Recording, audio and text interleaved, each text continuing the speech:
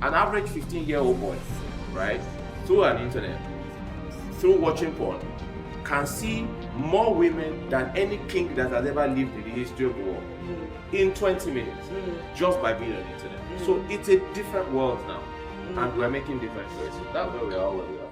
Mother's Day, International Women's Month, International Women's Day, another Mother's Day, International Day of the Young Child, women's conferences, girl events. We have a lot of events that get towards women and very little focus on men. Are we consciously or unconsciously creating a new imbalance? On this new season of Spotlight with Ivy, we'll be discussing a topic related to men, from toxicity claims to dating within 1,000 of options, as well as what it means to be a man in today's world. I'm Ibukun, and this is the Men of Valor season of Spotlight with Ivy. I am Omobola Akinde, and I'm glad to be here. It's great to have you. Thank you.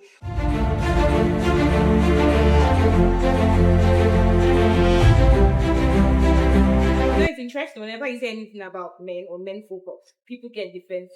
Like, why can't we just have a normal conversation about men without it sounding like they're against women? But that's not why we're here. When was the last time you heard a man speak openly about struggle without being told to? That's actually pretty rare. And when they try to open up, they either sound judged or being sensitive or not masculine enough. So what's the topic today? Today we'll be exploring the topic toxic or tame, decoding modern masculinity. Because honestly, the conversation around masculinity has become so polarized. You're either labeled as toxic or you're seen as weak. There has to be something in between. Yeah, and thankfully our guests will be shedding more light on the topic. Take a look.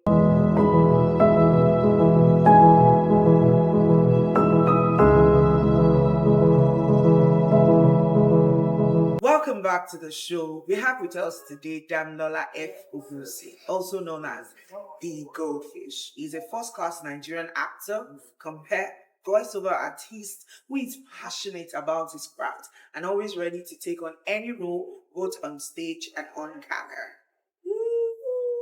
Welcome to the show. Thank you. Thank you very much. All right, so let me ask you a question. Sure. If your favorite food was a car, what would be the car? My favorite food was a car, a real Aston Martin. Why? So what would be the favorite food? to be very honest, is okra soup. Seafood okra soup. I'm telling you. Okay, so tell me how that relates. Yeah, because when you have to eat eba is very we call it solid, yeah. And when you're going to mix it with your okra soup, it slides down, and it's got so many. And just because I prefer seafood okra soup, there are many parts to it. So that's how the same way I announced about it. It's a very solid car. It's very streamlined, very sleek. And because there are many parts in it, it's built by Aston Martin, who's British, and the engine is from Mercedes-Benz. So it has best of both worlds, like 60.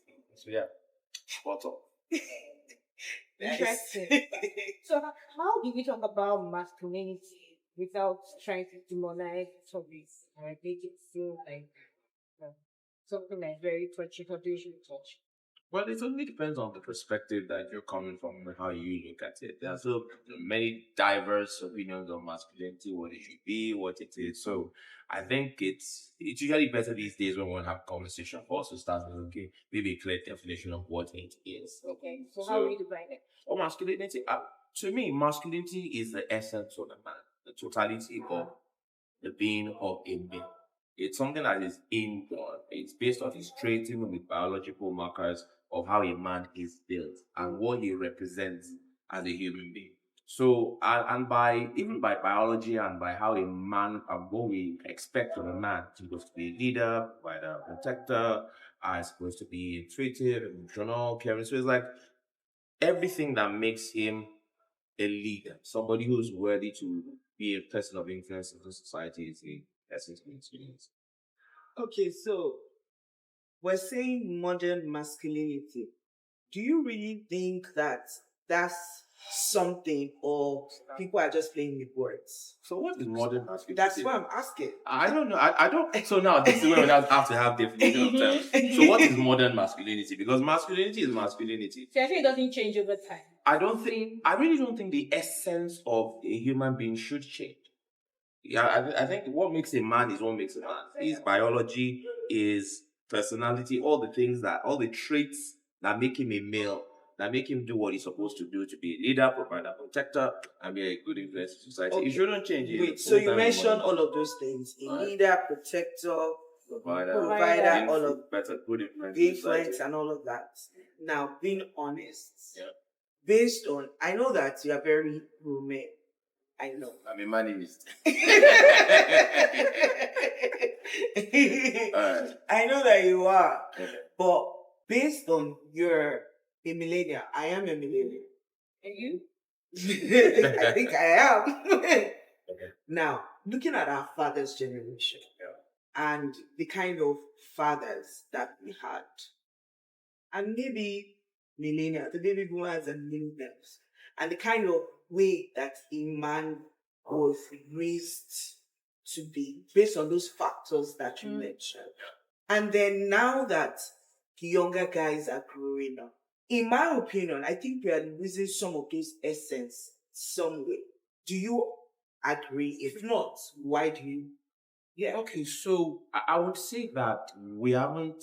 Yes, you're totally right that there's a difference in who our fathers used to be and men this generation. But the thing is that the essence of masculinity is still present in men because it's more, like I said, it's more biology. That instinct of being a leader, provider, protector, and an influence in the society is there by biology. It comes in it. The same way that, even I'm not digressing, when we believe that women are more they're more nurturing, it's biology. However, what I would say is what's changing is that our parents lived by values. It's the values that are changing. The essence is not changing. Most guys still want to provide. Most guys still want to protect. Most guy wants to lead. Sorry, I beg But you, I'm not for I didn't say all. I said most. I didn't say all guys. I said Even most, Even most of them, because it's debatable now. No, I don't think so. Reason is so. Let me land the point. The thing is that is. Remember, I said it is instinctive, but because of the values that have changed, now people are now less disciplined. There is a lot of immorality, sexual immorality, and all kinds of immorality going on. People are dropping the bar. So the essence that is God given, that God puts there, cannot change. But you can actually decide not to go by that. And that is what is now preponderant in the society. So the thing is, if the society decides to adopt good values, you find out that those things that God put there will still come out. But those things are coming down because now everybody wants to do what they want, everybody wants to chill. It's a free for all now. The society says, if it feels good, do it. But when our parents were growing up, you can't say because something feels good, do it. Yeah. There were values, there were boundaries, there was discipline, there was restraint. But now society tells you that it feels good, yeah, go do it. So now everybody is doing it. So now you won't be able to see those things because you've decided to just go around and just be way. But who is society now? Everybody.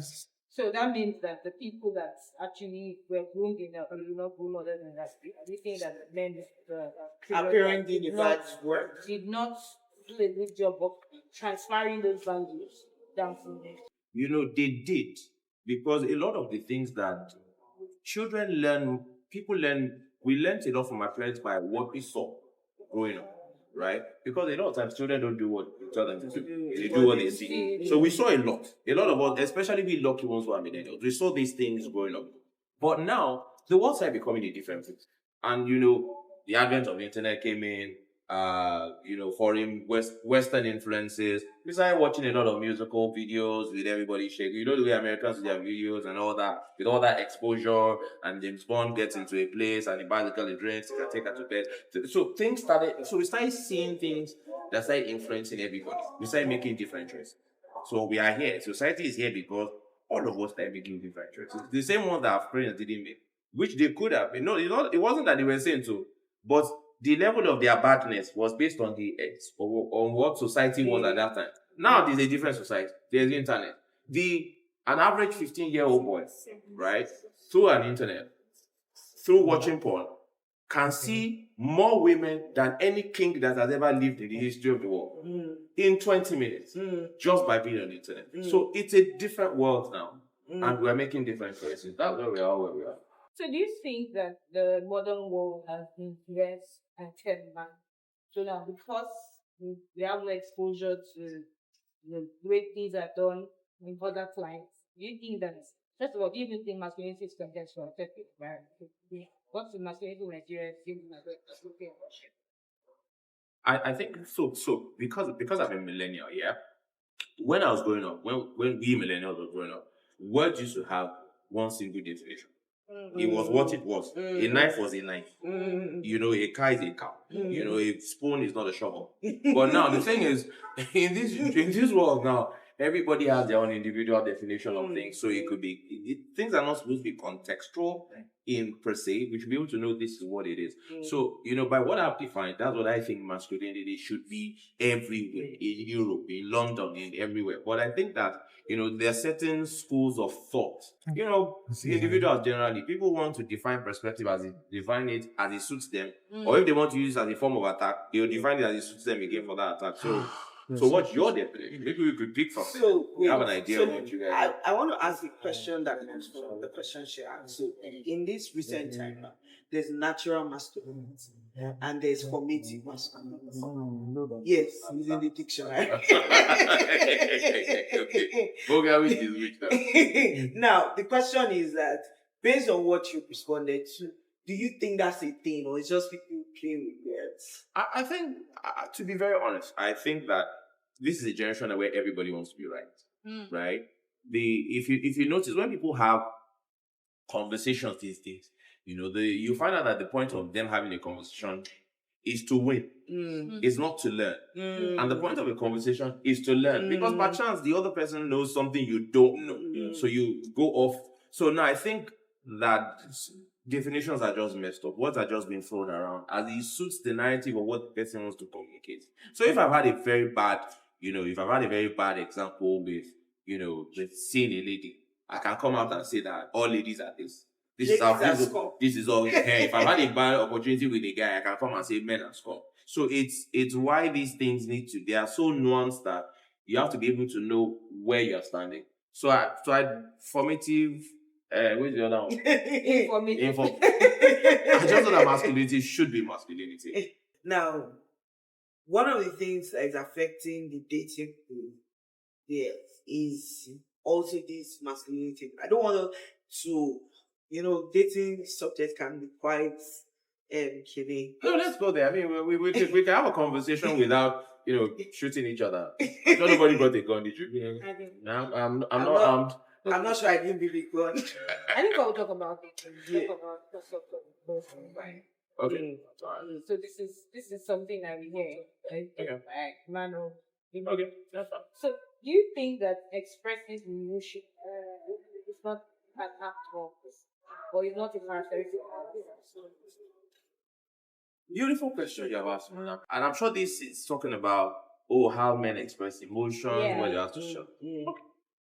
Good, natural.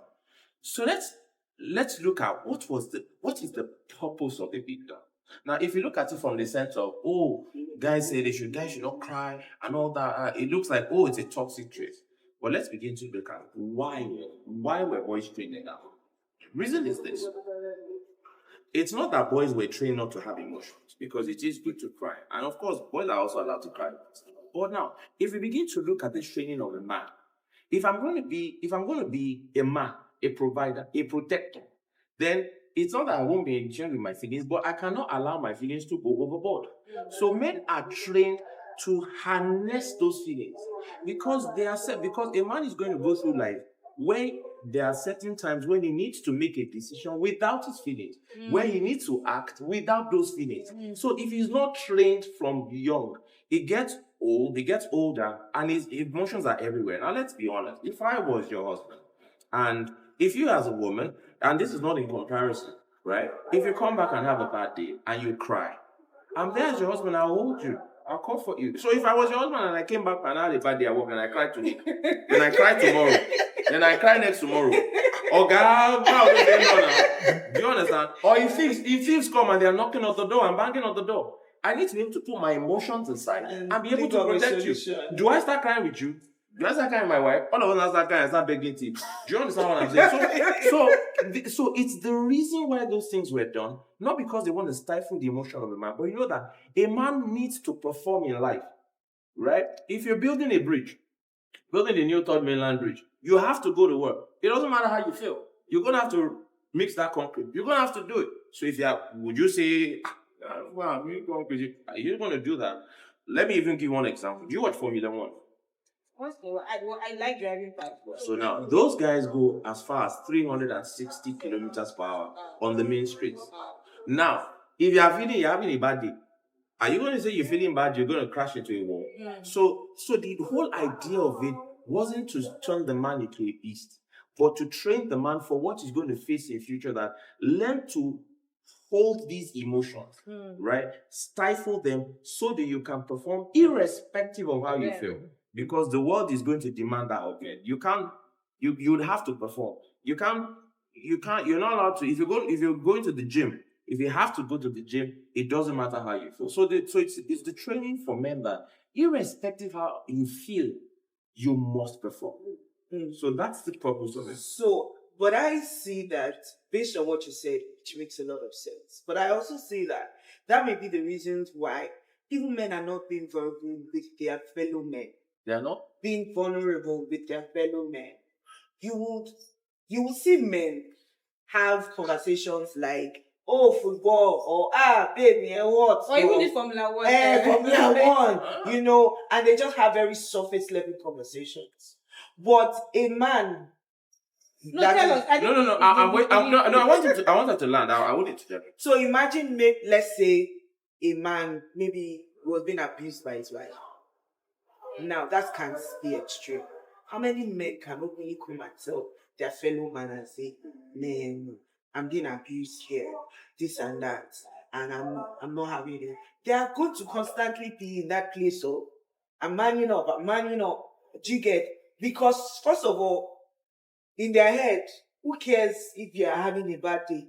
Just fix your issues. Do you understand? So I think that's also the reason why men don't also have these things where we now need to know how to create a balance between manning up and also being vulnerable. I feel like being vulnerable is a strength, not a weakness. And also accepting your emotions when certain things need to be felt. Yeah. Before I answer that question, let me ask you. Are the men complaining? Are the men complaining? Are the men complaining? Are the men complaining? No, it's not the men that. No, wait. Are the men wait to. Can we vote? Who are the people that are? Can we vote? No, you can't vote because it's 2-1. Who are the people that are complaining? Complaining of what? This thing you just mentioned now, this vulnerability, openness, blah. So wait. Okay. Before we go there, so that we don't miss. Are the men? Yes, they are. The men are complaining. Yes, to their wives or their friends. No. Okay. Oh, wait. She's going somewhere. They are complaining to who? To their wives, maybe. Or their friends. Maybe. But you just said that they don't talk to their friends. But being honest now, be very honest. How many men really have those kind of friends? All right. So now the painful part. Or let's even say male mentors. All right. So the painful part of it is that not the painful. The beautiful part of it is that you probably chose the right guy to ask. And the reason why is that because I can only speak from my perspective of the world. Now, do I have those kind of friends? Oh, yes. Do I have those kind of mentors? Oh, yes, I do. There's one of my mentors. He's here as everywhere. Like, there's nothing, the basest, wickedest, grandest, anything I've done, he has heard it. I have a friend who we're talking yesterday, and the first thing he said when I posted something on my WhatsApp story, right? The first thing he said was, I don't miss you, guy. That was the first thing he said. He's my guy. That was the first thing. I mean, I'm not with my phone. That was the first thing he said. I don't miss you, my guy. That's the first thing he said. So the truth is that, it's two parts, right? A lot of guys, if you ask guys generally, a lot of guys have those friends that they really open up to. Now, we won't go and watch football. All of us are watching football together, like 10 of us in a room or 6 of us in a room. Then the guy will go and stand like he wants to do a presentation. Like, guys, I'm having this problem or no. But guys, they always get one guy. We be seeing that they guy. Now the guy where if he talks, man, that's what it's doing. I need this. You understand? Guys are not so that really exists. It won't happen when 7 of us are watching, but in the tribe of men or tribe of our boys, guys always have 1 or 2 guys that they actually. I like to believe that maybe you are an exception. I actually wanted to even mention something. I don't know if you know this trend video that's been trending about guys calling themselves and saying good night.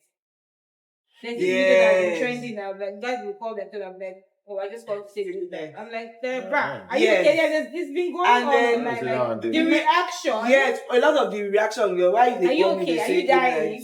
There's something wrong with you. Okay, so the thing is, so it's not like they say, it's not like it's a fault, right, in itself. But remember that all these, so when we are, how do I say, when men are together, we do input men things. We want to talk, really shake it, but you call and say, I called you to say good night. So these things, while they are good and beautiful and they are nice, but they are just new to us. It's not something, if it's something we now let's in another 50 years, right? In another 100 years, it can be the norm. Shake where guys will meet each other. Hey, I love you, my guy. Peck each other and all that. They give holy kiss like they do in the Bible. But now the way we grew up, where the way we grew up, we didn't grow up like that. So it's not going to change overnight. And it doesn't mean that we are dying. But the truth is that men can also, so to balance it, is the fact that despite the fact that we were raised a certain way, does not necessarily mean that it should continue a certain way. Right? If opening up, so that's where emotional intelligence now comes in. Because emotional intelligence is not the sole preserve of any gender.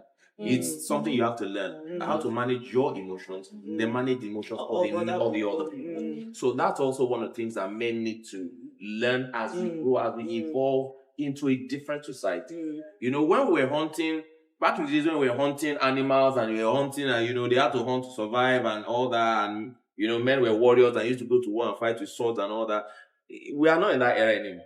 We are not fighting with swords. We are not shooting. We are not hunting wild lions among the city. So because we are evolving, I also think that men, so I would accept to that men also need to start opening up and embracing a little more emotional intelligence, finding a safe space where they actually can talk and communicate, building tribes where amongst us as men, we are able to open up more, and it's not being, and it will happen. It's gradually happening. It won't be a sudden jump. Women are way ahead of us because normally women would talk. They would talk. They will say. I mean, it's even a form of therapy when she opens up and talks. But it hasn't been like that for us. So it's something we would involve with as best as possible. Why we still don't lose the essence of being men. So let's talk about you mentioned about building a tribe. Okay. So do you think that it's something that is very common most? Working, those days, or even in the animal kingdom, they might not work fast. Do men actually have tribes that they are associated with, or do they like to just go alone like pets? Like that's the trend. So I think there are different kinds of men. There are some men who are lone wolves, but usually a lot of times, right? A lot of time, and you see it in parties. When you see guys, you see them sitting together. You see when you go out to a joint, you see guys sitting together. So we have that thing going because we're also realizing more and more these days that that's a lone wolf thing of going out to hunt and trying to make a living for yourself. It doesn't really work. The best that if you come together, we're able to make. So guys are also realizing that, and so more and more of that is happening. I mean, some of the people that I really think trump in this case is the Igbos and the Yorubas. If you look at the camaraderie amongst Igbo men when they see each other and all that, it's always there. Yoruba boys to have their own going on. So men are actually changing. To be very honest, these days, men are actually also changing and adjusting. Boys are beginning to work together now. So let's touch a bit on the dating pool. I don't want us to dwell in it. You say men are changing. Yeah. In the dating pool, are they changing for good? Or changing? Or just changing? Okay, so what do you mean are they changing for good? What's wrong with the dating pool? Because I need a little more context. Yeah, context. Okay, so you know that in the past, maybe you are also colleagues. When you see a girl that you really like, you probably ask her out for a long time or something. And you're on it. Get until we're sure. But nowadays, women are like, to be able to count quality men, they're like, all the people that have come to ask me out that probably want to sleep in here or something. They don't even stay the long haul to ask me, I really want you. I want to stay with you. And why are you smiling like that? There's something on your mind. I'm telling you. I'm not going to let it go. But go ahead, yeah. And so do you think that, that thing is now affected the dating pool? Because, yeah. So, wow, that's fine. You know, when you were talking, I said, when you see a woman you like, do you remember that Tongolo song from the band? When you see a woman you like, you say Tongolo, oh, okay. That was always in my head. So now, big question. All right. You see this dating pool? Is everybody involved that caused it? Plus the men, plus the women. It's a joint effort. It's a collaborative effort. We collaborated to be here. You know? So it's when we talk about guys, the dating pool, making say let's do it different way. You see, the world used to be different way. It's a different world. And the fact is that let's both men are completely different. It's not the sole preserve of the guys. It's not the sole preserve of the guys. There are two beautiful ladies on my left and right, and you girls are looking lovely. The women too are wicked. It is a wicked pool. All of us have found ourselves. We created it. It's not the men alone. We created it. Now, back in the days, right? How was going back in the days? There was a time when, remember what I said about our parents? Values. You see, when those values started going in, everybody said throwing values. We started also, you can't throw away value and not lose value because you threw it away. So that means you lost it. So the society lost value. So now, the things that we used to value, chastity, morality, decorum, everyone has thrown it, right? Before, how did you used to get a woman? You would go for the fact that years ago, for the fact that Bola was the daughter of Akinde was a good enough reason to marry her. Yeah. That back then, say that Akinde became, there was just integrity, there was value, you just knew the quality. Or you didn't even have to date for long. You just knew this family. You understand? Then you are coming from the Ogunsi family to two families. Even because of the fact that we are both coming from those families, we knew we had to be here. And we knew we had to work it out. You understand? And we were raised with value. So now, transfer many years later. Now, it doesn't matter the surname you are called. We are going to go and bring them beer. To go and find out what's going on, either man or women, right? And then also, you had to, because of the values that people embraced, you had to win the woman. You had to make the extra effort. You had to go all in because you knew that, this is the jewel that I'm getting. Now, all of us, everybody gave everybody's sleeping on each other. Everybody, not everybody's doing it, not like everybody in the whole spectrum, but it's all so now, it now comes like, okay, what am I getting? Why should I chase? If I chase you, another one did it. Whoa, are you made of crystal gold? You too, what have you made up of yourself? So it's now, guy, you go and become rich. If you are not rich, don't come and talk to me. Okay, so the playing field has changed. Is it bad to want a rich man? No, absolutely not. There's nothing wrong with wanting a rich man. Absolutely not. Absolutely not. Because, let's be honest, I wouldn't blame women. Because if I had a sister, what would I tell my sister to do? Find the best guy you could. But above riches is also the fact that value. Because the thing is that not everybody is going to come. And the internet has deceived everybody that everybody needs to have a ring. Everybody must do this, everybody must fly out. You find out that the truth is that the people who can really afford and who really get rich may be a limited portion of the society. So now, what am I saying? My point is that we have all of us dating for both men and women. We have changed it. So if a lot of women are pushing for, let's take a rich, right? And a lot of guys cannot and have to go and get money. When they get money and rich, it's not that, this is what girls want. I have access to many women. There's have access to many women. I can misbehave. So we all moved the pieces in the chessboard, But what would I say now when it comes, so coming back to men, one of the things I've also noticed about men, especially since last year, is, and I also speak from where I sit and the kind of people I'm seeing, because that's also one thing about the world. You can't see the whole world. You see from your Yeah. perspective. But I've started noticing one thing about men, that a lot of men have started reshaping their lives. I'm seeing a lot of good men work on themselves, work on their bodies, hit the gym, train themselves, build with other men. I've also noticed that a lot of men have slowed down on the stock chasing. Now it might have been because of dollar that has gone to 1,000, that maybe it's more expensive now. But I also noticed that a lot of men are also beginning to get themselves back. Even guys are not even going on more guys trip now. They are doing things for themselves, trying to. And I just basically think that at the end of the day, people say love is not enough. I totally believe that love is more than enough. It's everything that's needed. And if we can just begin to look at it from what kind of society do we want in another 50 years from now? We'll start thinking another 20 years from now. If we all begin to stop looking at ourselves, both men and women, we can repair the dating field. But we have to now start looking at, if we go like this, you can't take care of people. What would the world be like in 25 years if it continues the way it is? If we don't like the answer, then it's up. The only way is that we are the ones to now make a change and say, okay, all right, I'm going to be somebody who adds value to the world. I'm not going to be another guy who messes up the world by just sleeping around. So I'm not. Then the lady does that. Then I'm going to find someone to build with. Okay, let's build this rich we want. Say, okay, let's build. Where you come?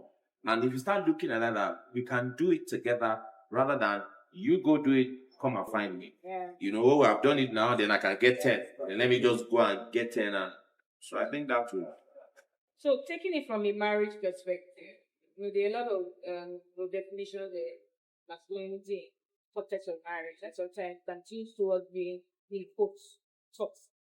How are we able to tell the balance between being fully masculine and the exhibiting traits of it? Yeah. So being toxic in this context might mean maybe in a workplace, let's say for example, you are very aggressive and that's how you show authority, you're very rash. Nobody must tell you anything. My rule, my word, my rule, my word, do you understand? And all. So yeah, also I cannot be vulnerable. It sounds like weakness. I have to always appear as firm and strong and aggressive. So there's that tilting towards masculinity. Yeah. All right, so I think that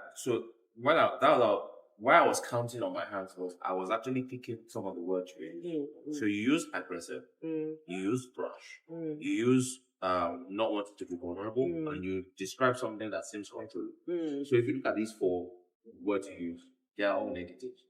So then I agree. If all these four and more, that as long as it connotes a negativity, then that's where toxicity comes in. The truth is that a great man who's a leader, can also be firm can also be firm and assertive and be able to, understand and able to get the results he wants from his partner or his wife or his wife without losing himself. So men who really need to, if you really need to exert yourself with negativity to prove a point, it just really means that you're not emotionally intelligent or masculine in the first place. Real power doesn't have to shout it. Real men who are grounded, they don't have to shout. They don't have to curse. They don't have to. If you don't have something, it's what you are trying to do. So Whether you have it or you don't. so it's either you have it or you don't. There are many men who are running their home, not necessarily with an iron hand, but with a cooperative hand. Because one of the most important things that men also need to understand is that the ability to negotiate. The ability to negotiate is really a part of masculinity. Be able to negotiate people and get things done. So if you have to go through negativity, aggression, being brash, being a lot of demand and king of this and all that, then that's toxic. Real men can actually be nurturing and lead at the same time. It's a delicate balance that a lot of men may not have gotten right, also because of how they grew up. Because they beat some of us growing up. So if you got beaten too, you might have a wrong concept of how authority should be passed across. So these are some of the things that also a lot of men who are in that line need to learn emotional intelligence, be able to work with their own emotions and work with the emotion of others, be able to get what you want. I think that's a remarkable true man in this generation. So do you agree that these conversations are necessary to shape the generation of men that are coming up? Because like you said, we have not, maybe the families have not been able to do a great job as passing these values. Do you believe that now these kind of conversations that we're having and many more for men are very important? Yeah. Right.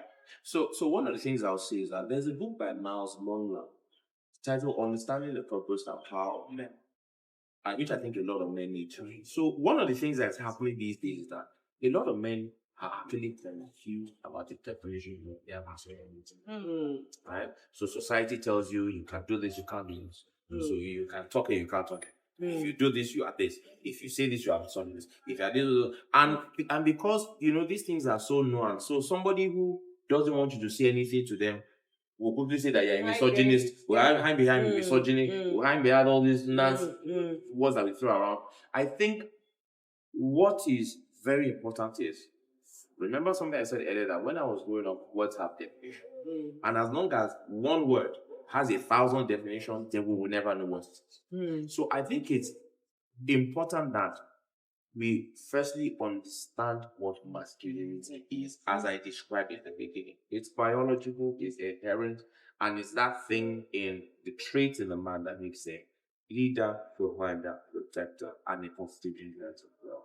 If we can have all that definition for everybody, and we all agree as men that, okay, this is what we ought to be. Yeah. Because remember, it is inherent and biological. So you can't tell me you can't tell me I'm not what I am. Yeah. So as long as we don't do that, then these discussions, they are a must-have. Or else society will just keep going crazy.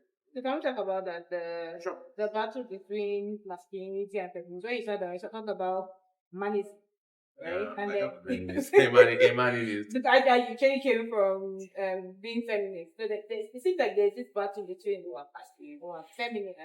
No, it's like we are dancing around trying to both find vendors. Do you understand? Like, how do we create this balance? What I believe is humanism, not exactly masculinity or femininity. It's humanity, because I think both gender have something to bring to the table, and we balance each other out, right? So, like, how do we start to acknowledge one another? So it's not like we are fighting or we are, I'm not seeing competing. Like what you asked us now. So I don't know if the person will be shown in the recording, but you have to, and the men complain, but the women are complaining. But there are some things that the men are not relating to. They may not understand before they should be able to relate, right? Like what? So, like what you mentioned now about fighting, fighting, like you're trying to express yourself as to be the leader, and the person is fighting, right? But there's some times where in trying to lead the woman, man has not understood how exactly she should lead her. But the woman does not understand how exactly she should actually submit to that person. That's like a marriage context. And then try to find balance between the two of them, and now it can be like a roller coaster. All right, I just need to do something more, right? But I think that is also the case of the man, because the leader to try to create that balance. So how do we not see each other as the enemy, and see that we need to actually collaborate to work together? What causes problems between human beings is the fight for power. We are working to, and it's an age thing. I don't mean age as in chronological age. It's the time that we're at. So we are now in a time where everybody has an opinion, and their opinion is valid and superior. It's the same thing that happens online when you see a comment, you see a post, and you comment, and someone out of nowhere is going to come insult you. Why did they insult you? Because your opinion does not rhyme with their opinion. Funny enough, their opinion could be the wrong one. So what? I mean, our opinion is the right one, but in his head or her head or whoever commented, it was not their opinion. It makes you stupid. So one of the things that I find is becoming a problem is because everybody wants to be right. Remember what I said earlier about conversations, that the purpose of the conversation is to learn. But in this generation, the purpose of the conversation has become to win. So if I'm right, you're wrong. If you're wrong, I'm right. And as long as we have that, then we'll continue having the wala. So in the issue of, so I will go back to definitions again.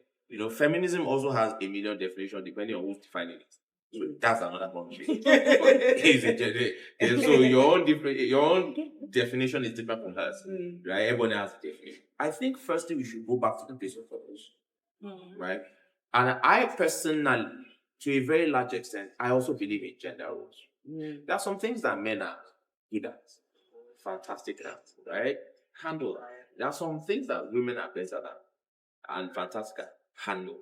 Let's not try to, there'll be need to, cross reference sometimes and help each other. But if we see each other as complementary rather than competitive, and everybody just decides that, okay, I'm a woman. What are the things I'm good at? What am I fantastic at? What's my purpose as a woman? What are my strengths? And the man decides the same thing. And we said, okay, come, let's complement to make something. Then we'll be fine. I personally believe in building things, right? I believe that love builds. Anybody, you can have the kind of love you love. Two people can build it, right? Nobody. So I think that's where, if we decide to have a single definition, which may or may not be possible, but even if we can't, everyone will just decide that, okay, as a woman, this is my purpose, these are the things I can do, these are my strengths and weaknesses. And men also decide that. And people don't decide to control each other or manipulate each other. That's one thing I don't understand right now. Why everybody wants to be right. Everybody wants to be on top. It has to be, that was what I said. It was my idea. It's my film. It's my this. It's my that. So we've become really selfish. And I can say that the issue of men and women are sticking, because the opposite of love is not hate. It's selfishness. And selfishness has now become something that's rooted. And as long as it's I, not we won't get results. So I think men and women, and the truth is, you see all these fights. At the bottom of it, I mean, I'm an actor, she's an actor. There's one of the things about actors is, so that you say that I left you out of it, just in case you have started. One thing about acting is that when you read the lines on the script, it's not just what is being said in the script. What is behind what is being said? Yeah, and so All these fights we are fighting is because we need each other. Let's stop doing as if we want to, men. At the end of the day, we're fighting because we actually want each other. But it's now, you submit first. Let me, I love you. No, you love me first, and I'll submit to you. If everybody just decides to do what they are supposed to, God came and said 2 commandments. See, all the 360 something commandments in the Old Testament. Don't worry about that. Me, I'm going to give you good. And you people say it's hard than it. Love your neighbor and yourself. Love God. And somebody said in the Bible that if you cannot love the person you have seen, how will you now love God? See the simple. Just love your neighbor and yourself. That all the laws are in this one. Is it so hard for me to love? Is it so hard for her to love you? Because if I love you, I don't want to control you. I want to collaborate and cooperate with you. If you love me, you don't want to control me. You want to give me a good experience. And people now come and say, that thing I love is not enough. That thing came from the pit of hell. Because Jesus cannot be a liar. He said 2 commandments. You love your neighbor as yourself and love God. Just the only 2 he gave the whole world. If people now say, so devil now came and said, love is not enough.